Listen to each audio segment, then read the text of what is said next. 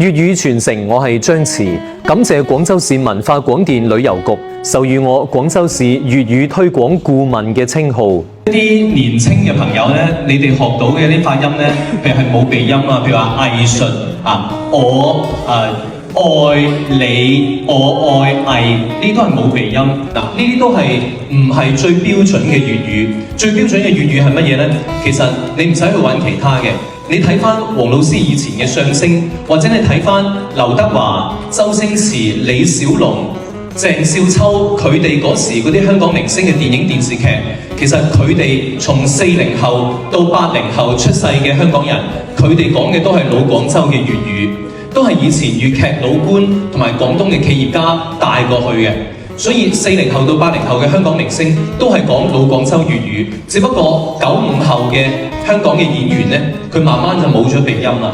第二個呢，我就係講，因為廣州係一個好有包容性嘅城市，佢而家有1800萬人口，好多，咁超過一半人呢，其實佢嘅母語都唔係粵語，都唔係粵語，客家話、潮汕話、閩南話、山西話、山東話，甚至有講英語嘅都有。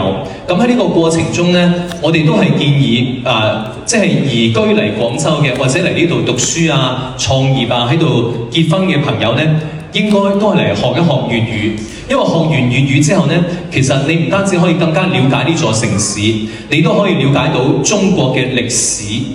黃老師頭先提到過，其實粵語係保留咗好多唐宋，甚至係秦朝、春秋戰國時期嘅一啲用語啊、發音啊、詞彙都有嘅。如果你掌握咗粵語，你會發現你同古代人，你再睇李白、杜甫嘅詩，你同佢哋係可以建立精神上嘅一座橋梁，可以走入佢哋嘅內心嘅。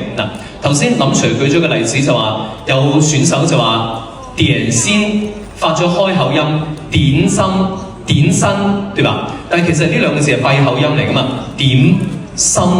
呢個閉口音呢，喺專業嘅領域叫鼻音尾韻母。呢個鼻音韻母發出嚟呢，其實口音係閉合嘅。呢個係唐朝、宋朝詩人寫古詩詞成日用到嘅一個閉口音。譬如杜甫有一首詩，我哋人人都學過，叫《春夢》。過破山河在，城春草木深。感時花濺淚，恨別鳥驚心。烽火連三月，家書抵萬金。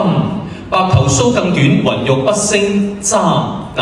心心金簪，佢嘴唇都係閉合嘅。呢個係杜甫1300年前寫詩用嘅唐朝發音，而家粵語嚟讀係押韻嘅。但係如果你用普通話嚟讀，身先尖簪，全部開口音，韻母都唔同。所以學粵語係令到你更加了解中國人嘅過去，知道過去先知道我哋嘅未來應該點樣行。